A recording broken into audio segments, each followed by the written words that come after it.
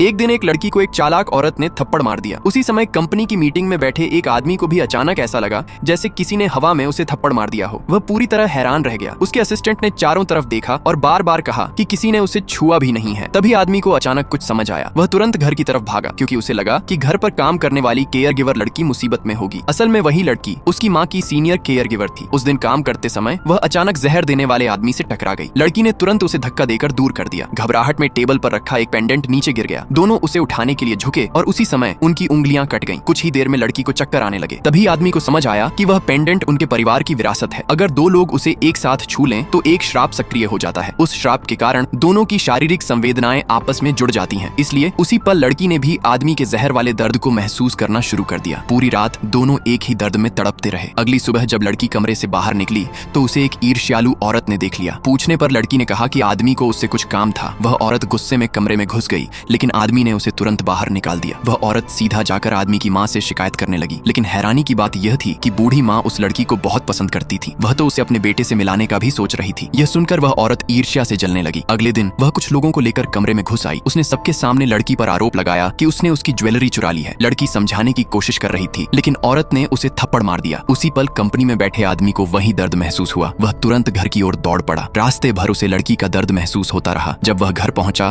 तो औरत लड़की पर हार चोरी करने का आरोप लगा रही थी। कुछ नौकरों ने भी कहा कि लड़की ने गलती की है, लेकिन आदमी ने बिना किसी शक के लड़की पर भरोसा किया। उसने असिस्टेंट से कहा कि उन सभी लोगों को नौकरी से निकाल दिया जाए। फिर उसने उस औरत को चेतावनी दी कि उसे पहले से पता था कि वही उसे जहर दे रही थी। औरत को भगा देने के बाद आदमी ने लड़की को गोद में उठाकर बिस्तर पर लिटा दिया। उसने धीरे से कहा कि अब से खुद को सुरक्षित रखना। अगर कभी कुछ भी हो तो उसे तुरंत बताना। जब लड़की ने देखा कि आदमी भी घायल है तो उसने पूछा अगर कभी उसे खतरा हुआ तो वह क्या करे। यह सुनकर आदमी गहराई से भावुक हो गया। उसे लगा कि शायद वह उस लड़की से प्यार करने लगा है।